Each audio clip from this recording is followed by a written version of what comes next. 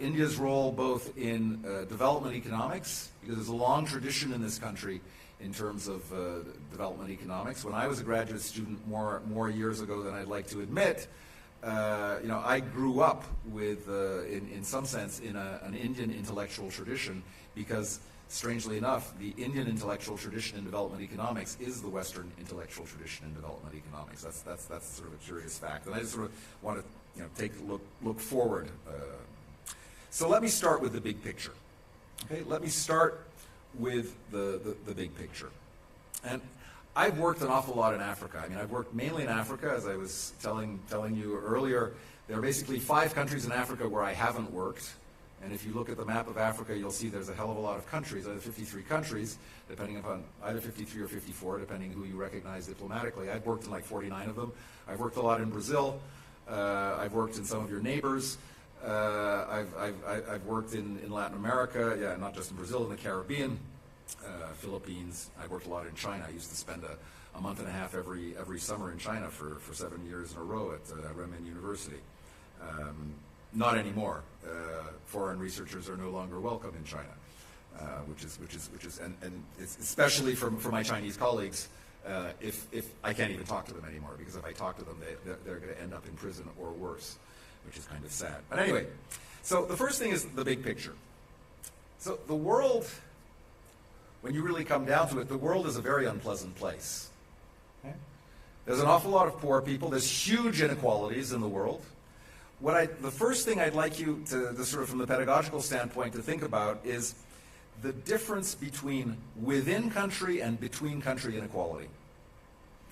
When we normally, when we use terms such as the global south, what we're talking about is inequality, because poverty and inequality go hand in hand, right? You can't separate the two, right? The sort of the basic underlying concept is some kind of distribution of income.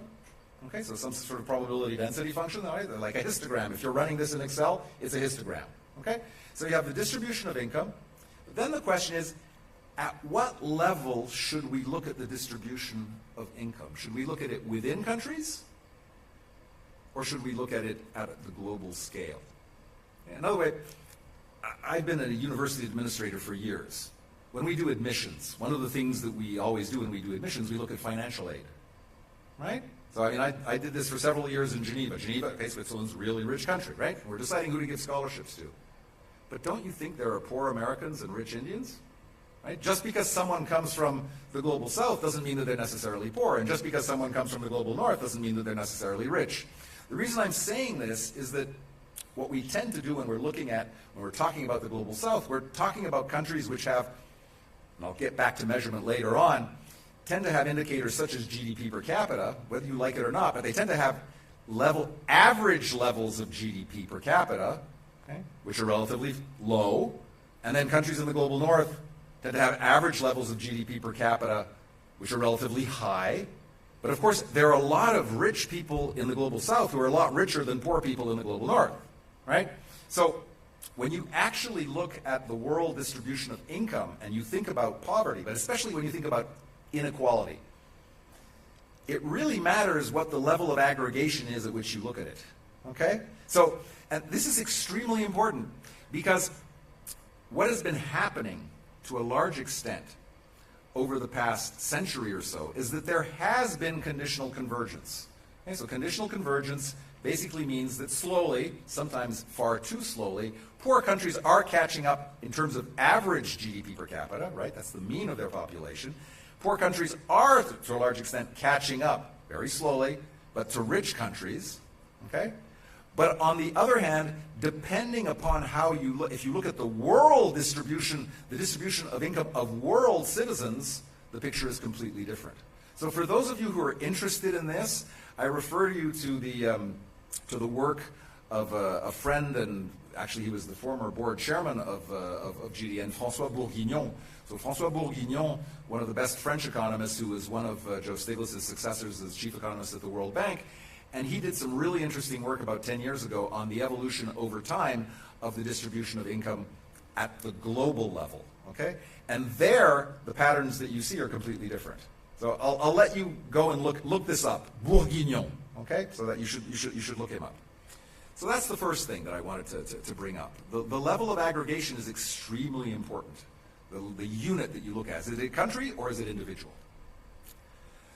The second, the second point in terms of big picture that I wanted to bring up was a remarkable paper from now 35 years ago. So in 1990, Robert E. Lucas. Lucas is a Nobel Prize winning economist, University of Chicago, who died fairly recently. He was a serial smoker. I remember when I was a student at MIT back in the late 80s, early 1990s, actually late 80s, I remember him coming for a seminar to MIT, and there was sort of like a war between the University of Chicago and MIT, right? Sort of these are two different intellectual traditions. MIT, Yale, Harvard, Berkeley, that's what's known as saltwater in the US because they're on the coasts. That tends to be center-left, fairly liberal in the American sense. And then you have the freshwater universities, which is the University of Chicago, Rochester, right, sort of who are like right-wing, sometimes to the right of Attila the Hun, right? The markets always work. If someone's unemployed, it's because they choose to be unemployed. Okay, slightly harsh. But wonderful intellectual battles, right, between these two institutions, these two schools of thought in some sense. And so Lucas came to MIT, I remember, to give a seminar. And I remember Bob Solow, who was one of my teachers, who won the Nobel Prize in 1987, one of the best teachers I ever had. He actually won the Nobel Prize while giving class to us, which was quite entertaining for us students. I remember Bob Solow arriving in the seminar room where there was this huge no smoking sign. And I remember Bob Solow arriving and putting an ashtray in front of the lectern where Lucas was. And I just thought, they may fight intellectually, but that's respect, right? And so Lucas proceeded to give his seminar smoking the whole time. Thought it was kind of cute. Anyway, Lucas wrote this paper in 1990, which has since become known as the foundations for the Lucas paradox. And the Lucas paradox is the following thing. Lucas paradox, the paper has a very simple title. It's called, Why Doesn't Capital Flow from Rich to Poor Countries? Now, for an economist, this is an obvious question. Why is it an obvious question? Okay, so again, even for those of you who are not economists, you probably understand the principle of diminishing marginal returns, right? So basically, the returns to capital decrease the more capital you have. When we're talking about returns, it's like the interest rate, right? The returns that you get on an investment, okay? So you think of rich countries with lots of physical capital. We're talking returns on physical capital, okay? You think of rich countries have lots of capital. The marginal return is very low. Poor countries have very little capital. The marginal return should be very high. So what you should be seeing in the world is massive capital flows from rich countries to poor countries. That ain't what you see. Okay, that ain't what you were seeing in 1990. So why is this so? Why, despite the fact, the principle of diminishing marginal returns, why did you not see, I mean, part of his Nobel Prize was for this insight. And his answer was very simple. It's complementary factors. Okay? The fact that in developing countries, in the global south, you may have very little physical capital, but what you also have is you have very low human capital. You have very low infrastructure. Okay? And so these complementary factors, what they do is that they lower the marginal returns to physical capital. So actually, given that these complementary factors are much more important in the global north, the returns to physical capital, the marginal returns to physical capital in the global north are actually higher than in the global south, and that's why you don't see these capital flows. Now that's a really interesting point, right? Because it tells you that there's scope for intervention, right? There's scope for intervention because, you know, pace to our friends at the University of Chicago, but the market is not going to solve all problems, okay? And so you have to think about how you're going to increase the stock of these complementary factors, such as human capital. And again, for the non-economists in the room, human capital is basically education and health. Okay, those are the two components which essentially go into what in economics we call human capital, and how you're going to increase things like infrastructure. And both, whether you're talking about health, education, or infrastructure, this is not necessarily the sole preserve of the private sector. You know, governments get involved in this sort of thing quite often. Okay, so that's another point. This is a really big picture, but this is important in terms of policy. The third and final item that I want to bring up in this first sort of big picture section has to do with the determinants of economic growth. What is it that makes certain countries grow faster than others? And here we're talking about GDP per capita, the average level, right? Because what makes average level of income in a country go up may also increase inequality, right? There used to be a cruel term which used to be applied to India. People talked about the Hindu equilibrium, right? With the Hindu equilibrium being low growth and high inequality, right? Which is not exactly where you want to be. But just in terms of what drives the growth of GDP per capita. So something strange, well, something wonderful actually in my field happened in the 1980s. And this was, and I will come back to this in the next section on measurement, but it was measurement. It was essentially people started compiling internationally comparable statistics on various things. Okay? So today, I have a 24-year-old daughter, I have a 14-year-old daughter. So my 14-year-old daughter, I also have a 9-year-old son. My 14-year-old daughter, I've got her looking all the time at Our World in Data. You know that website, Our World in Data? If you don't, look it up. It's a fabulous website.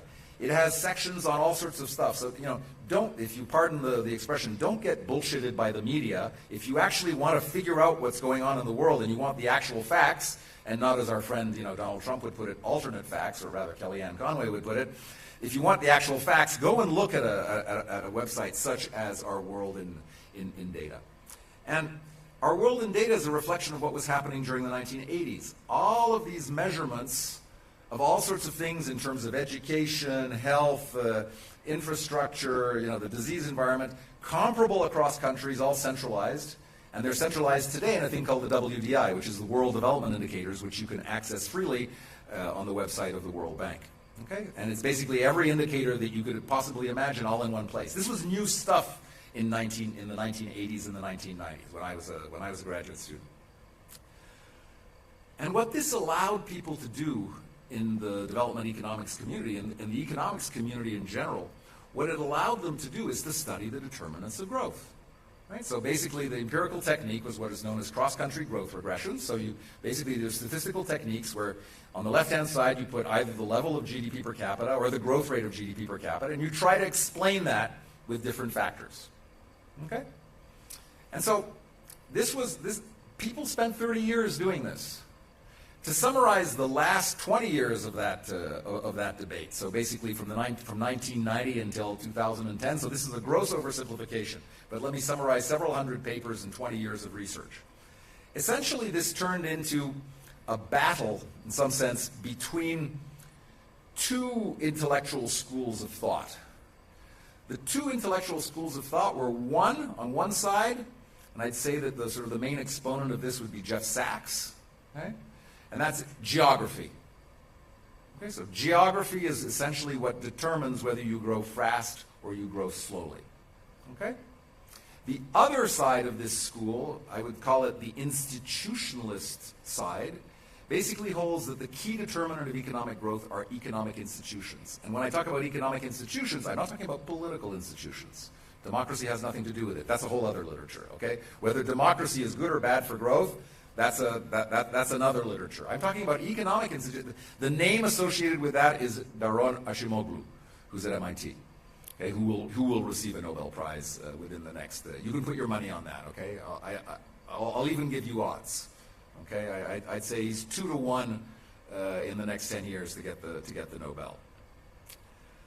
Now, I come down squarely in the institutionalist school, and there's several reasons for this. First of all, the view that geography determines, you know, the success or failure of a country, I find eminently depressing.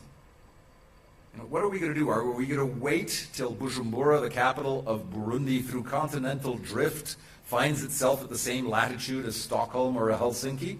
Okay, so let's wait another 300 million years, and by then, you know, sub-Saharan Africa will have caught up with Northern Europe, right? Not. Moreover, there's so many countries which have beaten their geography, right? So I spent now I live in France, but I spent 15 years in Switzerland. Switzerland is a landlocked country. And Switzerland in the middle of the 19th century was a very poor country. They have defeated their geography. Okay? Geneva, where I used to live, Geneva is the third most important petroleum trading location in the world. Okay? It's one of the most important places for maritime shipping. There's a lake. There ain't no sea in Geneva, right? There's a lake, and it's a fairly small lake. I'm Canadian. I know lakes, right? Lakes are, we have 1/6 of the world's fresh water. So geography is something that either it sort of it condemns the country to death, right? If you're landlocked, you're landlocked. Right? What can you do about it? But there are countries which have been able to overcome that. So certainly there are important aspects of geography which affect countries. So it is true that ceteris paribus, this is the standard economic lingo, right? So ceteris paribus, all other things held equal, okay? Economists tend to be barbarians. We don't know very much Latin, but ceteris paribus is one of them, and then the two other expressions are ex post and ex ante. That's the only Latin that economists know. It's already pretty good, right? But it is true that ceteris paribus, the closer a country is to the equator, okay, the greater the burden of the disease environment. Okay? Bugs like warm and humid weather. That's just a fact. Okay? So I've worked a lot on tropical diseases and the economic impact of tropical disease. I have a couple of papers on the impact of malaria. I have a paper on the economic impact of schistosomiasis. Okay? So this is absolutely true, right? And the countries where I've worked in Africa, tropical diseases, I mean, I have malaria. I haven't had a malaria attack in a long time, but I caught malaria when I was a kid in Tanzania in the 1970s. Okay? And when you have a malaria attack, it's pretty difficult to work. Okay? You just sort of sit in bed, shiver, pop your pills, and hope for the best, right? And try to survive the fever. So it is true, geography has an effect. But what has a much bigger effect, it turns out empirically, and I think even my colleagues who come down in the geographical school would admit this, what's much more important are economic institutions. And when we're talking about economic institutions, as I was telling the Chanakya Fellows the other day when we were talking about work by a very famous paper by Acemoglu, we're talking about the economic institutions which allow people to engage in commercial transactions, okay? Which means the rule of law, or as the Chinese like to put it, the rule by law.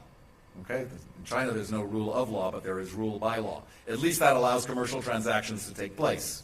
Okay? And they'll be the first to admit it.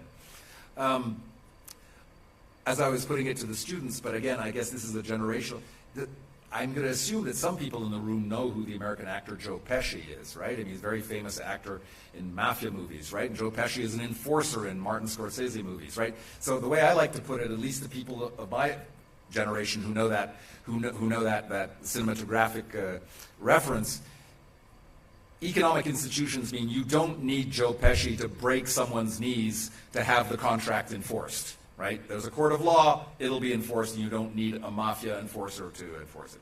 And I've worked in countries where there are no economic institutions. One of the worst I've ever seen in terms of development is Haiti. Okay, Haiti's in the news these days. Haiti has all the problems of sub-Saharan Africa, and then it's worse. Okay? The first thing a Haitian does when he or she wakes up in the morning is he tries to find water. And in Haiti, there is no water. It all gets imported from the Dominican Republic, okay, by truck. Basically, there's almost no water left in Haiti. And you can buy three types of water: water to wash yourself with, water to cook food in, and water to drink. And most Haitians can't afford to buy water, so basically they drink and use the runoff from rich people's houses. Okay? So that's what we're talking about, desperation in terms of poverty. Okay? This is a lot worse than what you see in countries which have much lower levels of GDP per capita. Okay? But that's a statistical issue which I'll get to it in a second. Anyway, Acemoglu has shown very convincingly in a whole bunch of papers, and other people have as well, how institutions, and in particular institutions born of the colonial legacy, have been instrumental in determining who is rich today and who is poor. Okay? So the argument is not that colonialism is a good thing or a bad thing. Okay, I'll leave that to the political scientists. Okay, there's some empirical questions which are very interesting, right? Who gained and who lost, right? And intelligent people can agree to disagree in terms of who won and who lost out of colonialism. And I think there's some fairly strongly held opinions in this part of the world, and rightly so. and some strongly held opinions slightly further north of here in the British Isles, right? But the point is that institutions, and Acemoglu's argument is that the institutions that were put in place at the moment of colonization in what is today the Global South, to a large extent determined the development paths of these countries through the institutions that you see today. So again, to give you the cartoon version of Acemoglu, the Looney Tunes version of Acemoglu, the basic argument is the following. In places that were colonized, I'm just talking about colonies, ex-colonies, right? So ex-colonies include Canada, the United States, Australia, New Zealand, and South Africa, okay? So these are all ex-colonies, okay? So we're excluding the colonizers in this argument, okay? Not because it's not important, but because we want sort of a sample of countries, right, who all experienced colonialism. And Acemoglu's argument, with which, by the way, I disagree, okay, but let me present it to you anyway, as if I believed in it, which I don't, but it's a great argument, was essentially that in the places where European settlers died like flies, which basically means sub-Saharan Africa to a large extent, but not just sub-Saharan Africa, but what you actually see is in places where European colonizers died like flies, they put in place extractive institutions which were meant to essentially rape the land, exploit as much as they could, and get the hell out of there. In countries where mortality rates of settlers were a lot lower, what they tended to do was to create little neo-Europes. And there's no moral judgment being made as to whether these neo-Europes were a good thing. They could often be extremely brutal towards the native populations. Okay? I have an argument in terms of proportion of the native population killed, but I will spare you sort of intellectual discussions, amongst academics. But the point is, when the mortality rates were lower, what they did is they set up institutions which basically favored economic development and translated into economic institutions today which are in favor of economic development. Okay? So that's the end of that first section, the big picture. Hopefully you've learned a little bit about the way in which people have seen these big pictures over the past few years. Second point, measurement. Here I could go on for hours and hours, and don't worry, I won't. Okay? The type of number that you hear about all the time is GDP, or income. Okay? Now, I'm a micro-development person, which means that I think I'm at my 26th household survey. Okay, so I'm happiest, well, I used to be. When you get older, you don't get to do the fun stuff, namely do survey work in villages, right? I was always happiest when I was wandering around villages in some godforsaken place with my mosquito net on my back, basically, right? And sleeping in huts with peasants. That's what I like doing, okay? Then when you get older, you end up doing what I like to call Sheraton field work, right? You have to sign the contracts with the governments, write the boring reports for the World Bank. You don't get to do the fun stuff, and your kids get to do the fun stuff. That's the way it is, right? You grow old, you can't do the fun stuff anymore, and the young people should have the fun. But the point that I'm trying to make is that, well, first of all, let me put it this way. Poverty stinks. Okay, so you don't have to see income, right? You don't have to see measures of income. Poverty smells bad, right? Poverty is stinky, right? And you perceive it with both in terms of data, with your ears, with your nose, with your eyes. And poverty is a multidimensional phenomenon. And there's a whole literature. There's tens of thousands of papers on this. Personally, I find arguments as to what is the best measure of human welfare.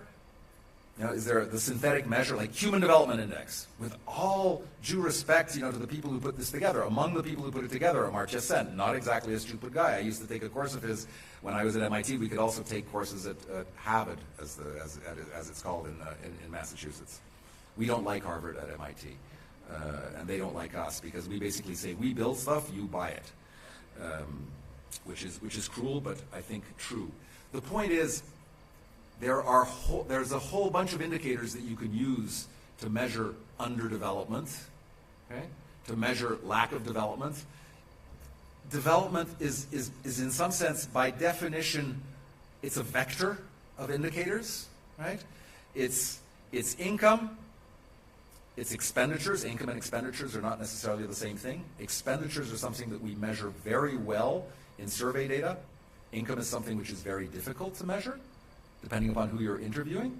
You think if you're in a household, in a very traditional household somewhere in the Middle East, where the women are bringing in a lot of the money through their activities, you think the household head, who's the husband in the house, you think that he's willing to admit that his wife is bringing in 30% of the household income? No, if you're a macho Middle Easterner, you're not going to admit that, right?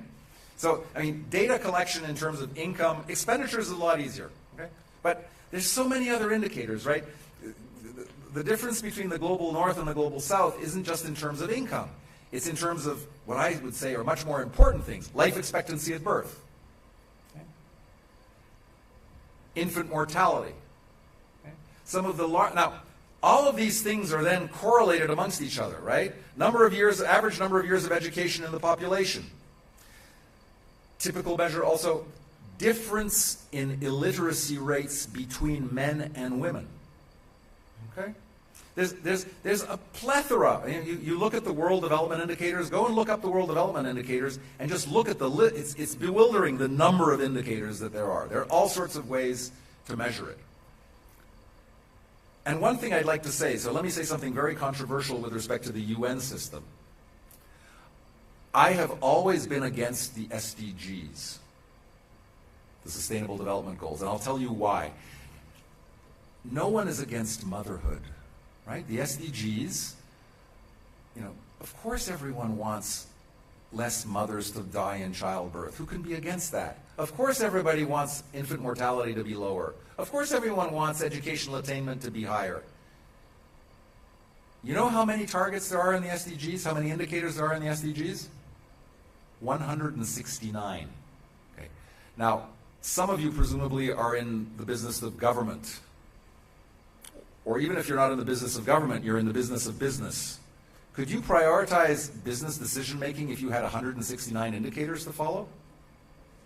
Okay. I think not, right? So the SDGs are useful as milestones, right? I get in a lot of trouble. I mean, 15 years I was in Geneva, right? That's SDG headquarters, right? So I like provoking people, right? So I get in a lot of trouble in Geneva when I say this, right? But I say, come on, we need a non-proliferation treaty for SDGs, not for nuclear weapons. We need it for SDGs, right? Because plus, those 169 indicators, 1/3 of those indicators are in contradiction with another third, and 1/3 are simply there because some group lobbied the United Nations for it to be included, right? So, again, these are all valid measures, but this is no way to make policy, right? So measurement matters. This is also why, honestly, and you can quote me on this, I mean, I've invited him to conferences and he's come.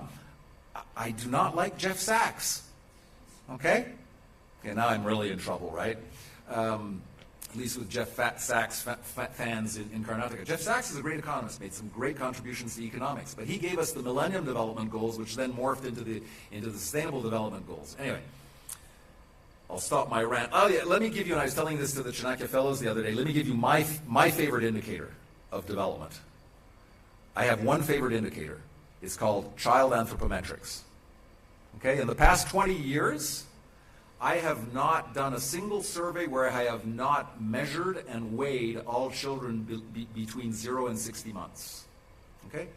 This is a standard measure, so you create things which are called, in correct English, Z-scores, in American English, Z-scores. And these are basically, you have a reference population. A given child of a given gender should weigh a given weight in grams at a given age in months, okay? And they should be a given height at a given age in months, okay? So with all my kids, this is what's known in French as a déformation professionnelle, I used to follow their weight and height in obsessive fashion, right? And I'd say, oh God, the baby is like, 0.2 standard deviations below where she should be, at this given age. They've turned out fine. My son's a little short, though. I'm kind of worried about his height for age. Z-score, but so be it, right? And why do I like this? Well, I'll tell you why. Because it's one thing which, in some sense, is universal, right? In some places, as I was telling MP Kumar the other day on campus, in some places, a measure of wealth is the amount of land you own. In some places, it's the amount of money you earn in a year. Right? In some places, it's the number of wives you have. In some places in West Africa, it's the number of cows you have. Okay? The peul, herdsman, right? Herdsman is cows, right? That's what they care about. They don't care about people, they care about cows. Actually, they do care about people. Child health is a universal, we all love our kids, anywhere in the world. Rich, poor, white, yellow, brown, we all love our kids, right? And plus, it has so people are always proposing measurement of development in terms of some kind of index, right? Which is a weighted mean of, like the Human Development Index, right?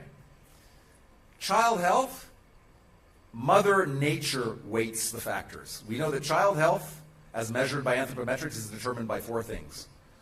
Not 3 things, not 5 things, 4 things. And we've known this for half a century.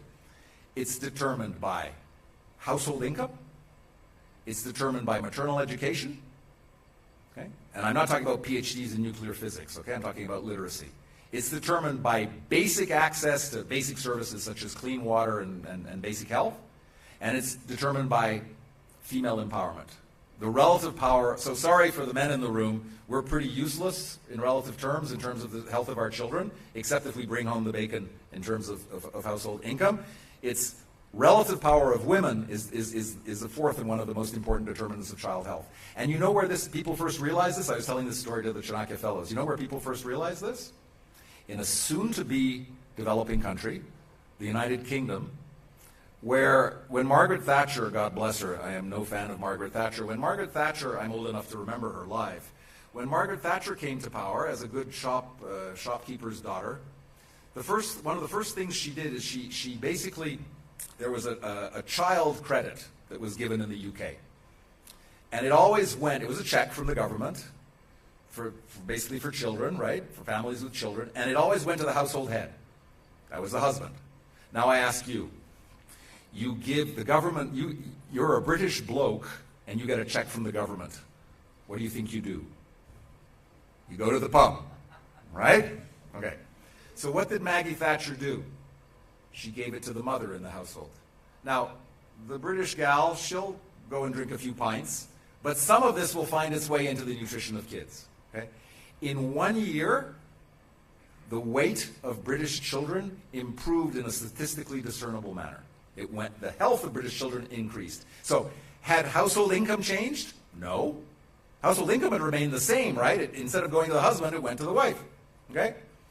Had British mothers suddenly become more educated? No. Had their access to clean water and health? No, actually it got worse because they privatized water supply in Britain, and so the price of water went up. The only thing that had changed was the balance of power within the household. Female empowerment. So the power of women had got greater. So anyway, I'm not telling you that should be your main indicator of development, but it's a hell of a good one. Third point. The third point of this lecture. Development economics. Assumptions and then theory, empirics, policy. So with some key examples. So the prolegomena to this that I'd like to give is a couple of words about rationality. So it used to be in the 1950s and 1960s, I don't remember this personally, but my teachers used to tell me about it. People from other social sciences and from outside the social sciences used to say, you can't use economics to understand development issues because all these poor people are irrational. They're hidebound by tradition, etc. What I would say to you is it's exactly the opposite. If you're poor, you cannot afford to be irrational. The poorer you are, the more rational you have to be, because rationality makes the difference between life and death when you're poor. So if you make an irrational decision in Switzerland or Canada, no one's going to die. If you make an irrational decision in Burkina Faso or Afghanistan, one of your kids is going to die. Okay, so for me there, I mean, it isn't that the jury is out. I mean, the jury rendered its verdict, half a century ago, right? I mean, that's just a stupid critique of development economics. I mean, if anything, the development process is exactly the kind of context where analyzing people's rational decisions makes most sense. Now, I'm not saying that we shouldn't also use other social sciences and other fields to analyze people's decisions, because lots of people's decisions aren't based on rational decision making, right? They can be bound by tradition. We need anthropology, we need sociology, we need psychology. But if there's one field where economics makes sense, it's certainly in the field of development. Okay, so pace, the rationality issue. So let me go just quickly through theory, empirics, and policy. So what Joe Stiglitz, who won part of his Nobel Prize for what he did in development economics, what he brought to development is an understanding of the development process of the state of being underdeveloped in economic terms. It's a problem of missing markets. Okay? Developing countries are countries where there's a whole bunch of markets that are missing. And so people don't have access to those markets. Now, adding those missing markets doesn't necessarily make people better off. Okay? In other words, just because you add a market doesn't lead to what an economist would call a Pareto improvement. A Pareto improvement would be everyone is better off and no one is made worse off. Okay? So just think of like credit, right? So there's huge hullabaloo and there has been, for years, right? Your Bangladeshi neighbors, Muhammad Yunus, Grameen Bank, etc. Lots of stuff on microfinance. Okay? So great, you give access to microfinance to poor people. It potentially, I repeat, potentially can help poor people. Most microfinance institutions that I know in the world are loan sharks. Okay? The microfinance institutions which correspond to the Grameen Bank and Muhammad Yunus, thank God there are some of them like that, though there's basically no empirical evidence, serious empirical evidence, which shows that with all due respect for Muhammad Yunus, which shows actually that the Grameen Bank has had in terms of effect. There's actually very little on this. There's very little empirical evidence on the benefits of microfinance. And where I work, and I've worked an awful lot in sub-Saharan Africa, microfinance is just, it's a money-making operation. Nothing wrong with that, right? I mean, a guy wants to make a buck, right? But let's not say that this is, something which is coming straight down from heaven, right? And it's always good, right? The point that I'm trying to make is, suppose that poor people don't have access to finance, right? There's this huge amount of research done in India on financial inclusion. This is extremely important. Okay, what you have to keep in mind, though, is that there are people who are losing out there, right? The moneylenders. You may not like the moneylenders in villages, right? This is true everywhere in the world. But when you introduce a bank, they're losing out. It's not a Pareto improvement. I'm not saying we should be, setting up a society to protect moneylenders in small villages, right, in rural areas. The point I'm trying to make is that this is not necessarily always a win-win situation. But the basic point is that there are deviations with respect to what would be more efficient caused by missing markets. And what kind of missing markets? Missing markets such as credit, savings, insurance, and infrastructure. Infrastructure, these are public goods, right? And I'll come back to sort of the Bangalore specialty in terms of public goods in conclusion, which is a very particular brand of public goods, the digital kind. But what this means is that essentially you have missing markets, and that's the way we understand the fact that you're underdeveloped. Okay, that's the way development economists understand this, right? Developing countries tend to be places where there are more missing markets. Now, there's a theorem in economics called the fundamental theorem of welfare economics. There are actually two of them. And the first one says if you have all complete markets, there's heroic assumptions, then what you get is a Pareto optimum. Okay? But the markets have to be complete. So for the economists in the room, let me just remind you of the theory of the second best. So all the people who are not economists, close your ears. This is going to bore you to tears, but it'll last 30 seconds. So what the fundamental welfare theorem, what it tells you is that if you have K missing markets, and you fill in those missing markets and you go to full markets, to complete markets, you get a Pareto optimum.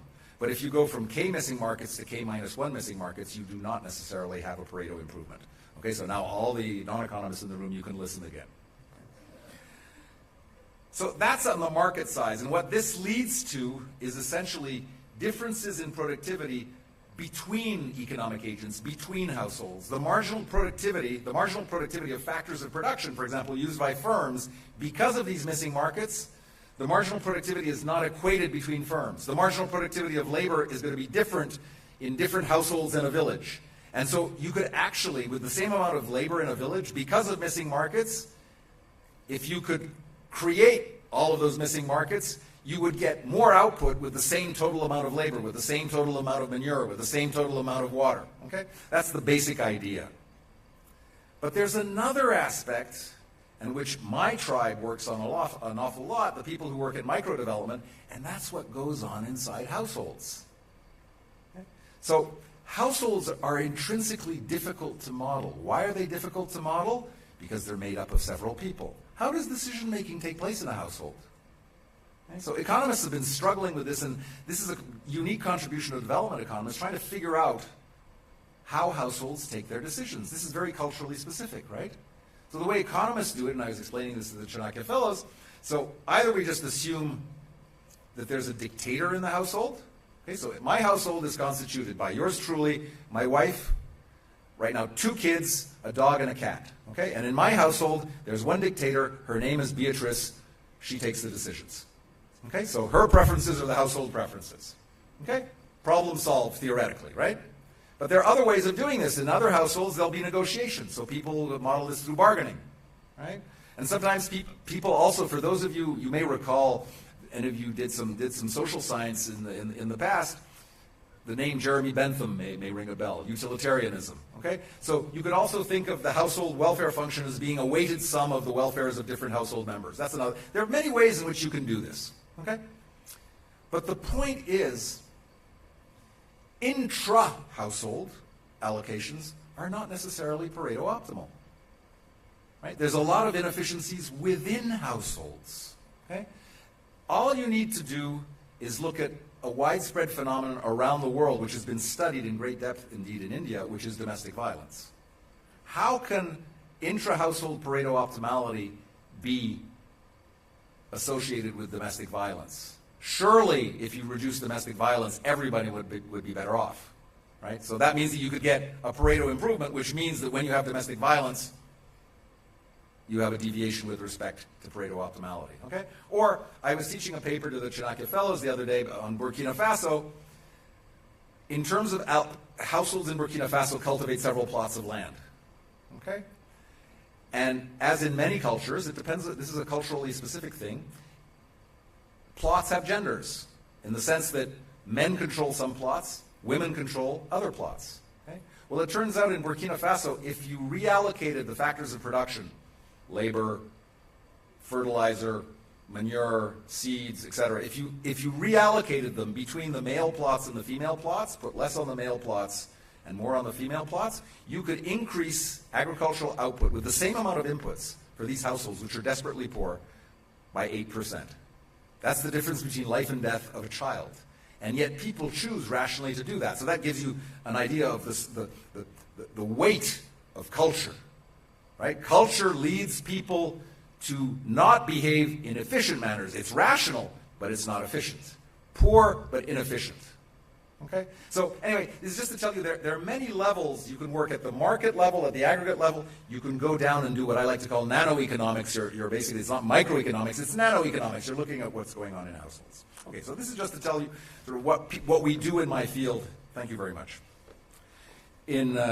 She's just telling me the time because I can go on forever. Okay. The second point in terms of development economics these days is empirics. I'd just like to give you 2 examples of this. First, and how this squares with theory. The first is the adoption of new technologies. So probably the most important technological advance of the 20th century was the introduction of high-yielding variety seeds.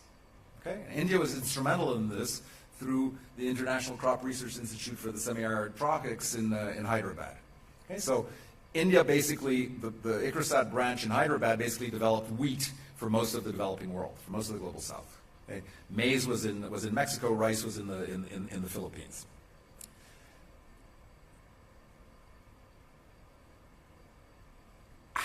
What are the factors which determine adoption of high-yielding varieties? There's a lot of work done in Punjab on this. Okay? I'm grossly oversimplifying, but the first thing that economists thought, well, it's the people who are particularly risk-taking who are going to adopt the new technologies. It turned out it wasn't that at all.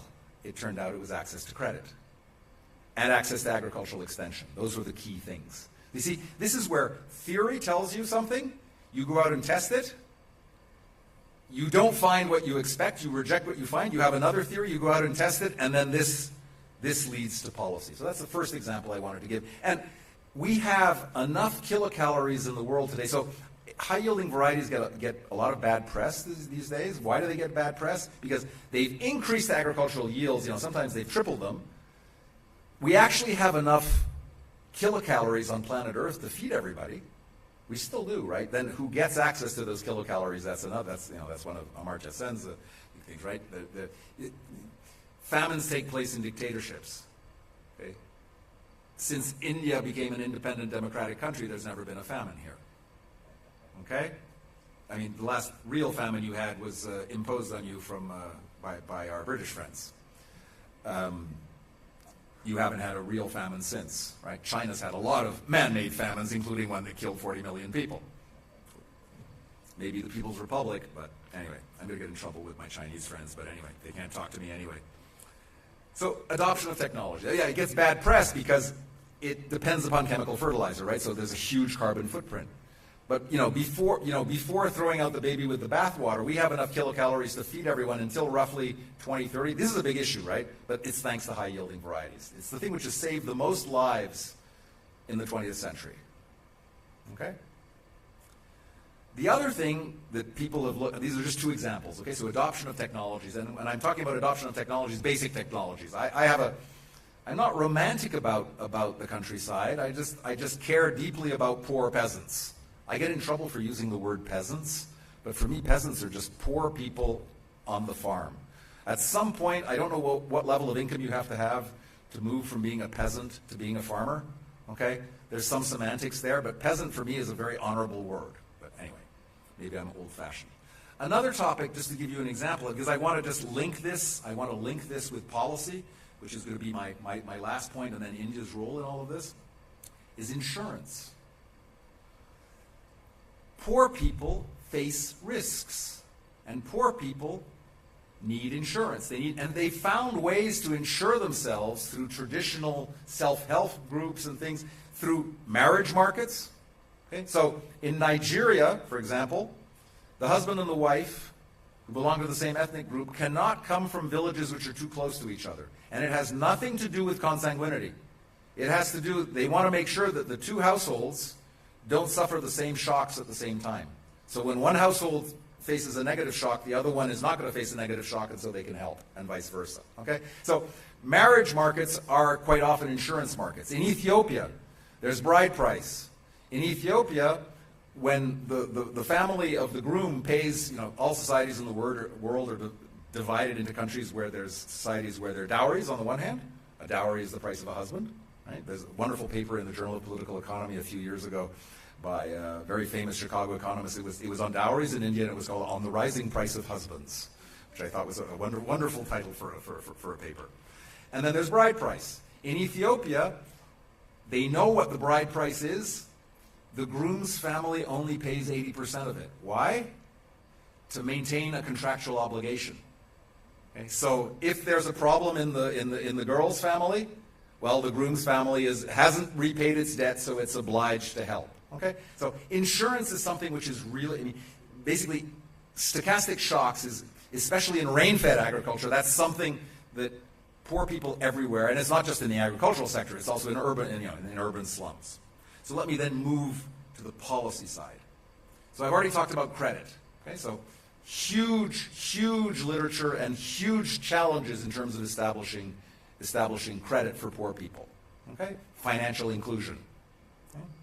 And this is something where India is in the forefront, because to do this properly, you need some form of identification.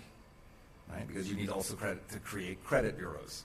On the other hand, and rating agencies. Right? So UPI is very important for this. So digital public infrastructure is key in credit, and India is at the forefront of this. Another thing in terms of policy where India has been at the forefront in terms of risk has to do with risk, and it has to do with insurance, and it has to do with rainfall insurance.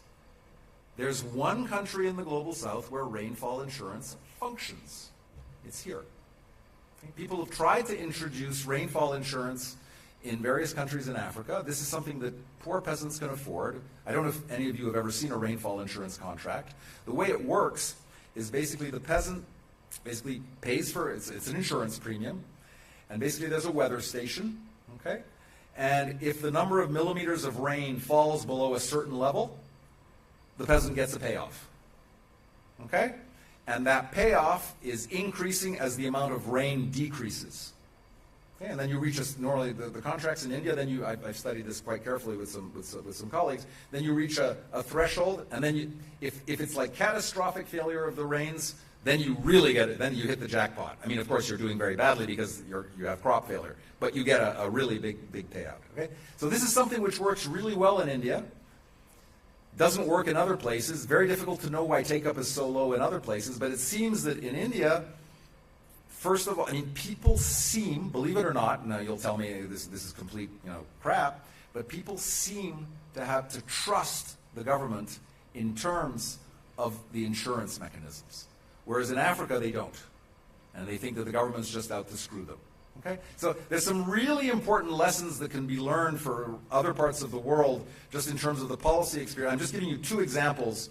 Credit with digital infrastructure on the one hand, and rainfall insurance. These are Indian, these are things where India is a leader in the world and where there's a lot to be exported.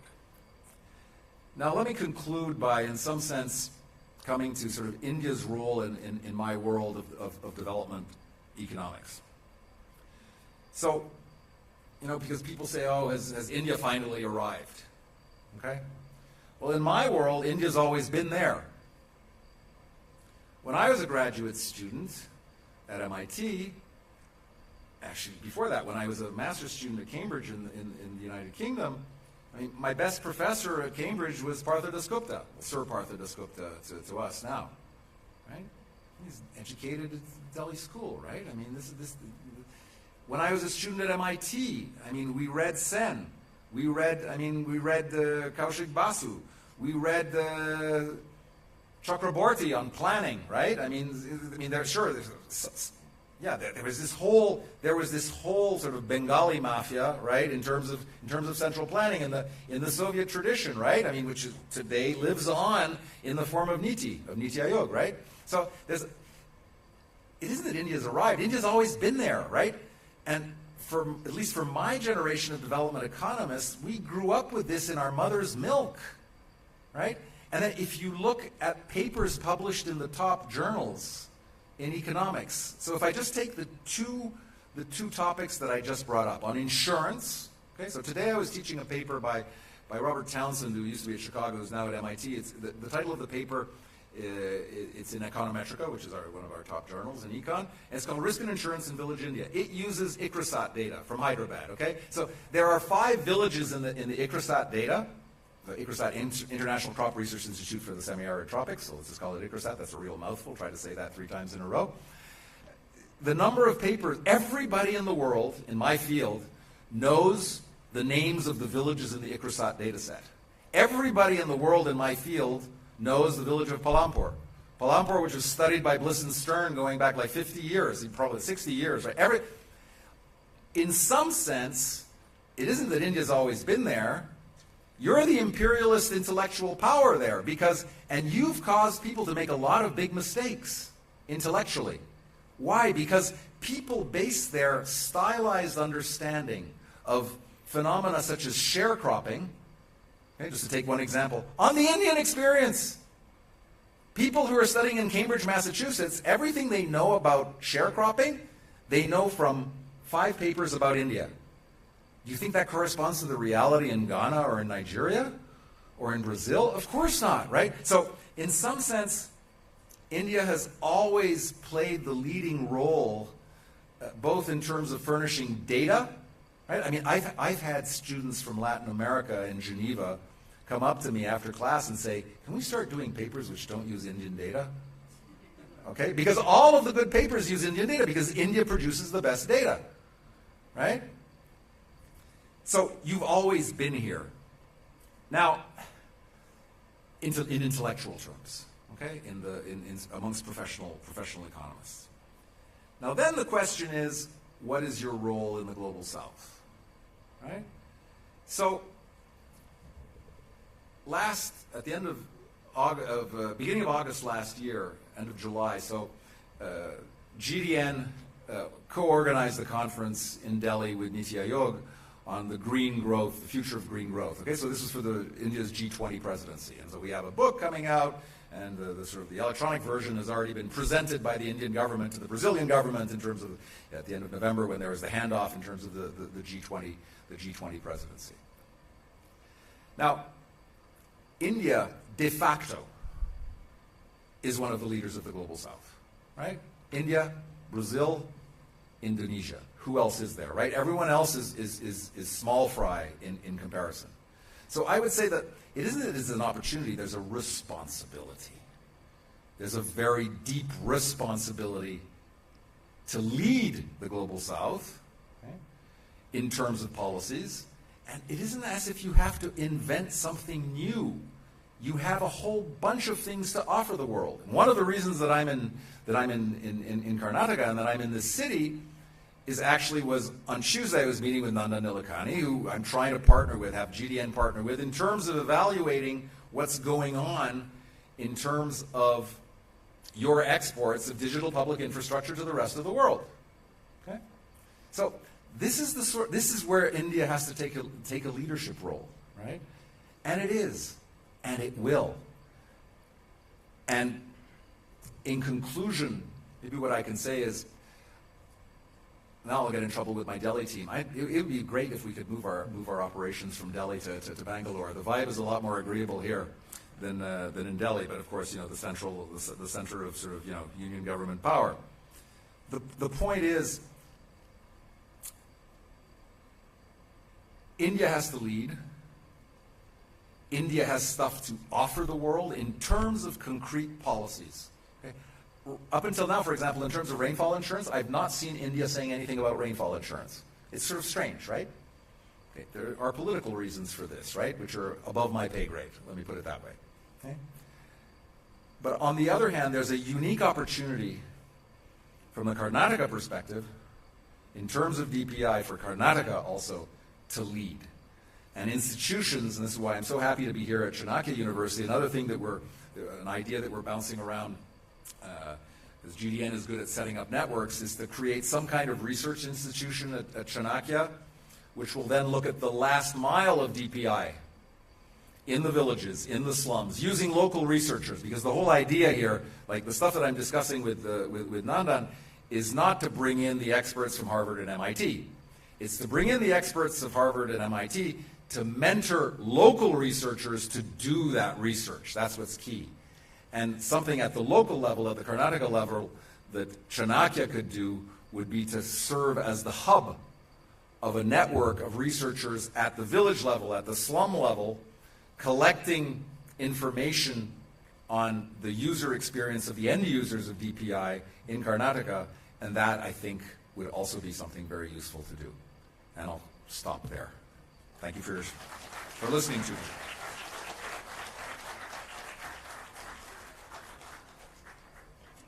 You want me to go away, or do you want me to sit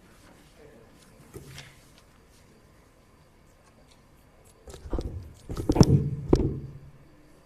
Thank you, Professor JL, for such an enlightening lecture. Your insights have certainly broadened our perspectives on understanding poverty and in all its manifestations. So I'm sure our audience would want to engage in question-answer session post the thought-provoking talk. Now we invite the audience to participate in a brief question and answer session. If you have a question, raise your hands, and then we'll pass the mic, and keep your questions very short and brief. Yes. From there.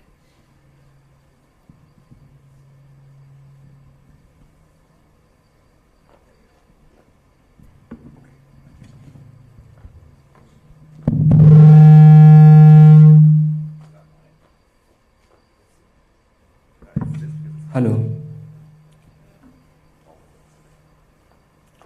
Sir. I can't see you, but I can hear you. I have the lights in my head. It's okay, sir. Sir, I'm here. I can see you.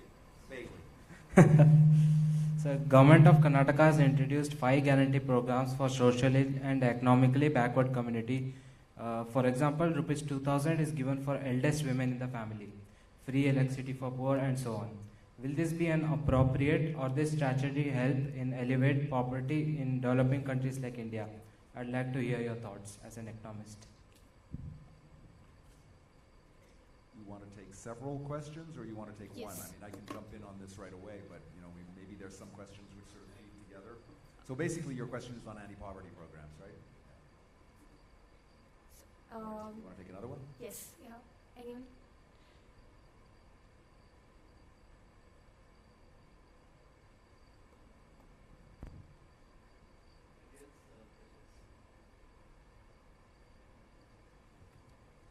Here, sir.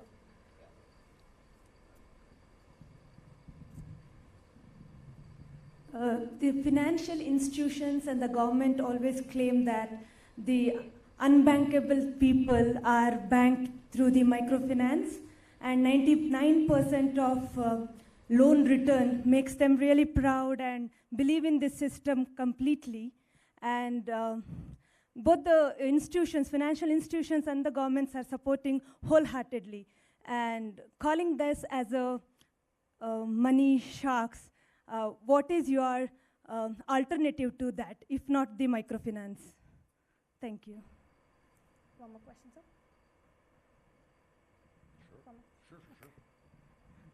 Sir, I think whatever the economy analysis that goes on basis of reported data, the government published data, etc. But I don't know whether India has been an economy where a lot of things are not reported officially.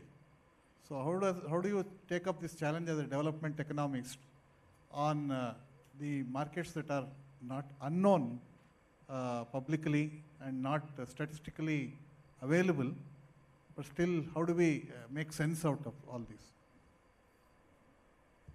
Okay, those are three excellent questions. Which excuse me, I just want to add one more thing. Please. When giving loans to the women, how do you treat the shame that is inculcated in the women upbringing and relate that to the credit? But the shame of the society, like paying money back to the people whom they have taken. Otherwise, it would be considered as a very, very shameful thing. The whole microfinance is giving SAGs giving loans to women it is basically on the culture of shame inculcated in the women first. So I want you to throw light on that emotional perspective also. I don't know if I'm qualified on the emotional side, but I'll do my best. Okay. Just so that I know, so the first question, what do you do? Are you a student? You're a student. What do you do? Just so I know who I'm talking to. In economics. Okay, I'm so sorry for you. You're an economist as well. Okay. And the gentleman here? You're a what? Industrial engineering. Okay. So thank you. So we have a nice variety of views. Okay. So the easy answer to what you're saying, the easy answer is I'm in favor of any and all types of anti-poverty programs. Okay. So, but that's too easy. So let me give you the answer to all three questions. So one thing I teach my students very early on is that the answer to any question in economics is always it depends. Okay, so that's the answer to all questions. Okay, once you've learned that, you've learned an awful lot as a student. So I've worked a lot on anti-poverty programs in various countries, especially in Africa. And as I was telling Kritika actually when we were in the car, and Gauri also when we were in the car, coming here. So I'll take the example of an anti-poverty program in Argentina. So the holy grail of anti-poverty programs is targeting. Okay, you want to make sure that you only give the anti-poverty funding or whatever it is, whether it's a handout, there can be unconditional cash transfer programs. There's a huge literature this, okay? So there's a literature on CCTs, conditional cash transfer programs. Okay, so the examples which are given for this are things like Bolsa Familia, Bolsa Escola in Brazil. Okay, so the family gets a handout if it keeps the kids in school. Okay, and there's a formula depending upon the age of the kids, how long they stay in school, etc., and that's how they determine who gets the money. Okay? So those are CCTs, conditional cash transfers. They exist all over the world. You have unconditional cash transfer. So Nrega in India, in some sense, is an unconditional cash transfer. I mean, sure, there's a sort of a make work, but it's basically an unconditional cash transfer, etc. Okay? And these things exist everywhere in the world. I'd say that one of the things targeting is incredibly important in anti-poverty programs of any kind. You want to make sure that people who aren't supposed to get the money, you want to make sure they don't get the money, right? Wrong. Because that neglects politics. So the story I was telling them in the car has to do with Trabajar, which was a make-work program in Argentina. And it turned out that the place where these programs were the most effective in terms of reducing poverty was where there was a certain amount of what is euphemistically referred to as leakage. Okay? Because if you target the anti-poverty program perfectly, it's perfectly efficient. You don't give any money to non-poor people, but the people in the lower middle class who are just above the poverty threshold for getting the money, they're gonna sabotage the program. Okay? So the reason I'm telling you this is quite often the sort of arguments that you'll get about anti-poverty programs is, there's wastage, there's leakage. That may be the case. There's corruption. There are a lot of non-poor people who are getting the program. Okay? Be careful what you ask for. Okay? Because if you ask for the program to be hyper-efficient, it may be less productive. Now then, as an economist, you know that there's this famous paper published by Milton Friedman in 1956 in Essays in Positive Economics, where he basically, Chicago tradition, where he basically divides things into positive, normative, and value judgment. Okay? So positive is, let's analyze the way the world is, so poverty. Okay? Here's the number of poor people, here's their characteristics, here's how we can identify them. In some countries, by the way, identification of poor people is amazingly precise. Like in Mexico, you have a card, and it's based on a whole bunch of characteristics. The main characteristic is the village in which you live in. If the village in which you live in doesn't have Coca-Cola delivery, I kid you not, you can't make this up. Because there are villages in Mexico, they have water, they don't have Coca-Cola. What's really considered poor is if you don't have Coca-Cola. Teeth are very bad. I'm not kidding, I'm not making this up. This actually goes into their definition of poverty. The point I'm trying to make is that you can identify them, right? Then you can say how you wish things would be, that's normative. But then, of course, people are going to say, are my taxes going to go up? Right? Why I'm a rich person or middle class or lower middle class, why should my taxes go towards supporting these poor people? And maybe it's their fault that they're poor, okay? But that's not an economic question, that's a political question. That's not something that an economist can answer, right? There's no good answer to that. That's a political question, it's a value judgment, and that's what, in some sense, democracy is all about, and what Indian democracy should be all about, I would think, right? It's making those trade-offs, right? And don't ask a technocrat to make those trade-offs, ask voters to make those trade-offs, right? And you can and voters are smart, right? Even poor people are smart. You can convince poor people that maybe they shouldn't get, poor people aren't going to always say, just gimme, gimme, gimme, right? Poor people are smart, right? They know what is politically palatable. If they ask for too much, they'll get nothing, right? Let the politicians take care of that. I know that's not a very satisfying answer. I can't give you a scientific answer because there isn't one. Every country is different in terms of those balances, those checks and balances. But you have a democracy in this country, you're well placed to deal with that. It's messy, but that's the way it works, right? I would rather that the decisions be taken by the voter than a Communist Party bureaucrat in Beijing. Let me put it that way, okay? Let me do the data problem before I get to the loan sharks.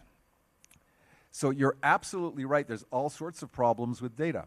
Okay, I remember at one point I was one of the smallest African countries that I've worked in. Actually, the smallest is the Gambia. If you look at the Gambia on a map, it's entirely contained within Senegal. It's because it's one ethnic group, the Mandingos. They all got there, and it was a British colony inside a French colony. Okay? And so I was at the wonderfully named GBOS. GBOS is the Gambia Bureau of Statistics. These old colonial era buildings. And I was in the courtyard smoking a cigarette. In those days I used to smoke. And I was smoking a cigarette, and there was a window, and there were people working in an office. And there's this big pile of paper in the middle of the courtyard. And suddenly, huge amount of paper comes flying out the window and lands on top of the other paper. Okay, and I just take another, puff of my cigarette. And out comes another bunch of paper, flies out the window. And I stick my head in the window and I say, "What's going on?" And he says, "We're classifying the national income statistics." Okay? So that's the Gambia. But in India, grain stocks used to be measured by simply looking at a small number of warehouses in a very limited number of cities. And that's how the Indian Statistical Institute, how you estimated your grain stocks based on I think it was warehouses in 12 cities or something. This is vague memories from when I was a graduate student reading stuff like Chakrabarti, okay? So there's all sorts of problems with aggregate data, and you're absolutely right. There's all sorts of problems with data, right? Completely right. That's why I do micro, I don't do macro, because once you've seen how national income accounts are done, as in the Gambia, you will never believe this again, right? But there's all sorts of ways to get at things such as the informal sector, okay? Because what you have in mind is the informal sector, the non-registered sector, okay? So I spent a lot of time in Italy. My wife works for the European Commission at a research institute which is in northern Italy, so that's why I commute back and forth between France and Switzerland and Italy. Well, France and Italy now. Italy has a huge underground economy. The Italian national income accounts are adjusted for that. How do they adjust it? You know how you figure out how big the informal economy, the underground economy is? Electricity and cement. Because it's produced, but you can't hide it. Okay? So that's one way, that's the way the Italians do it. Okay? It's electricity and cement. Because it's being used to produce something, right? Okay? And it doesn't appear in the national income. The electricity and the cement appear, but what's produced with it doesn't, so they adjust it that way. I'll give you another example. There's all sorts of data that you can, so I work an awful lot with remote sensing data, okay? So satellite data. Okay? So in November, late November, I was asked by UNCTAD in Geneva, so I've worked with them for many years. I have one of my 66 kids who works in the Palestine unit in UNCTAD. And they asked me, can you give us an estimate of the cost of the Israeli bombing in Gaza? Okay, you think you have any data on economic activity going on in Gaza right now? No, but what do you have? You have NASA satellites covering the Earth. We have daily NTL data. NTL is nighttime luminosity, okay? So the past 10 years I've been doing lots of research, so they knew how I was going to do this, okay? So we have nighttime luminosity data daily, okay? It's free. You download it off the NASA website. You write them emails, they'll answer you, okay? They're wonderful, okay? NASA, they're some of my heroes, in terms of sort of the intellectual way in which they respond, okay? So we got bombing maps, okay? Daily bombing map. Actually, they're weekly bombing maps. They come out of the City University of New York and Oregon State. The pixel is 50 meters by 50 meters in terms of bombing, okay? That's how detailed the data are. The nighttime luminosity data is 400 meters by 400 meters, the pixel, okay? So then we aggregated this up to the 1 kilometer by 1 kilometer level, okay, for all of Gaza. So we have like 1,000 and some, it's not 1,000, 600 and something, 1 kilometer by 1 kilometer pixels. And we can basically, so for the economists in the room, we basically do a staggered difference in differences estimation. So basically it's a statistical procedure where we see as bombing progresses, okay, so how does nighttime luminosity change? Following the same pixels over time, okay? So I talked with UNCTAD at the end of November. On December 21st, we'd finished the study, okay? And now we have the data. We keep on getting more bombing maps and more NTL maps. We've updated it along. When they sign the ceasefire, we're going to submit a paper to Science or Nature because this is going to make a lot of noise. UNCTAD put out a report on this, we had like 800 media stories on the paper right away because and then how do we get the income level? Okay, in previous work we'd done poverty mapping. I'd done with another one of my students, a Chinese student. We'd done poverty mapping in Gaza. So poverty mapping, what you do is you take household survey data and census data. Okay, so census data you have on every single household in a given area, but you have no income data, right? But you have the household characteristics. Household survey data, you have income data, but you only have it on a small sample of households. Okay, so basically what you do in poverty mapping, this was invented at the World Bank by Jenny Lanyau, the late Jenny Lanyau and Peter Lanyau. You basically run an econometric model where you model income of the household as a function of the variables which exist both in the household data and in the census. And then you extrapolate, you have a noisy measure, but an estimated measure of household income for every household in the country, okay? So we knew what the elasticity of household income with respect to nighttime luminosity was, right? So we had already calculated that, in this case, a 1% decrease in nighttime luminosity was associated with a 1.18% decrease in household expenditures per adult equivalent, to be very precise in terms of what we were estimating. So what we were able to show is that between October 7 and this was December the 21st, there was a fall. We estimate the fall in the incomes and in the expenditures of on average in Gaza of 46%. Okay? So this is just to give you an idea, and there's a whole literature on this now. So for example, people look at the change in growth, the difference in growth predicted by nighttime luminosity versus that predicted by GDP. And guess where the biggest divergence is? Countries with autocratic rulers. Okay, because nighttime luminosity does not lie, okay, but GDP can. So I could go on and on about this, but there are lots of clever ways. Like if you want to work on agricultural output, there's enhanced vegetation indices. You can do an awful lot with remote sensing. It will never beat having information in the field. You need boots on the ground for a lot of things. So I'm partnering right now, GDN is partnering with AWS, with Amazon Web Services, who are going to be going massively into Africa, and they want us to help them evaluate the social impact of what they're going to be doing in Africa. A lot of this we're going to do through nighttime luminosity and various remote sensing things, but you still need boots on the ground. So sorry, that's a long answer to your question, but just to show you there's all sorts of answers to it's a very good question, okay? But there are answers to this. Now coming to microfinance in general. Now, as you probably know, in the microfinance, you probably know better than me. I'm sure you know this literature better than I do. This is a literature which gets me very mad, okay? And I'll tell you that our economics literature, you know, it's talking to a fellow economist. It gets me very mad because most of the literature these days on microfinance is done by the randomista crowd, okay, the people who do RCTs. Despite being an MIT product, I'm not going to say I'm anti-RCT, okay, but I find that the intellectual imperialism of IPA and JPAL is something that makes me profoundly uncomfortable. Now, I've sent several of my students, of my master's students, I've sent them off as literally as slaves, you know, to work in various places with JPAL and with IPA. It looks great on a CV. It's a great experience, okay? But the problem with these institutions, and I'll come back to microfinance in a second, but you'll see that there's method to my madness. The problem that I have with these institutions is that you can't evaluate everything with an RCT, right? Educational, you know, yes. Health interventions, yes. You want to, I don't know, suppose you're building irrigation canals. You want to randomize the construction of irrigation canals? Roads, you want to randomly build roads?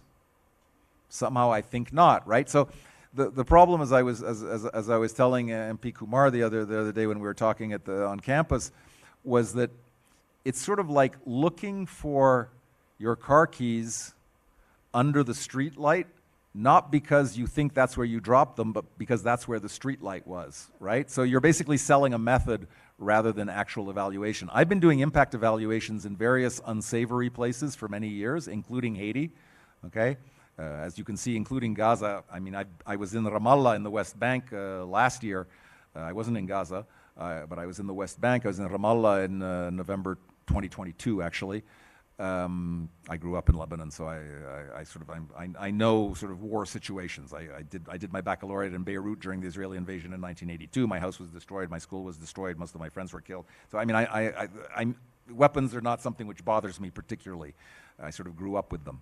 It isn't that I like them, but the point is that a lot of this literature. So there's a very famous paper in, I think it's in Econometrica on, no, is it Econometrica? It's, no, QJE, on Quarterly Journal of Economics, on evaluating a microfinance institution in Morocco, okay? And when they did the evaluation of that, they didn't even talk to the microfinance institution. They just went and they knew how they were deploying it, but they didn't talk to the board of directors to understand what they were doing. So again, my rant on RCTs is just, we have very little good evidence on microfinance. Okay, so to actually answer your question, so you were talking about shame, things like that. So the one thing which I think functions really well, I think, now, do you have joint responsibility or individual responsibility in mind when you're talking about that? Because the one thing that whoops, I just touched something that I shouldn't have. No, it's okay. The one thing that Grameen Bank and a lot of microfinance institutions harness, which works very well, is joint responsibility. Okay, so when, for example, a woman woman belongs to a group, but normally this is supposed to be a self-help group which provides support, right? But there's peer pressure within the group, so when you give the loan to one woman, the others won't be able to borrow until the whole group has repaid. Now, I don't know if you're referring to that as shame. For me, that's an incentive which leads to the high repayment rates that you usually see, for example, in the Grameen Bank in Bangladesh. Now, there's this famous paper in the Journal of Political Economy by Pitt and Khancher from like 1986, where they botched. So like Muhammad Yunus always used to say there's an 8% rate of return to Grameen Bank. It comes from a botched econometric procedure in the Journal of Political Economy, okay? I don't see why I would be against, culturally, joint responsibility. I don't know if that's the shame that you're talking about. I don't think so, okay? I don't think so. Shame, obviously, I don't think is the way in which you should get repayment rates up. I mean, maybe you can you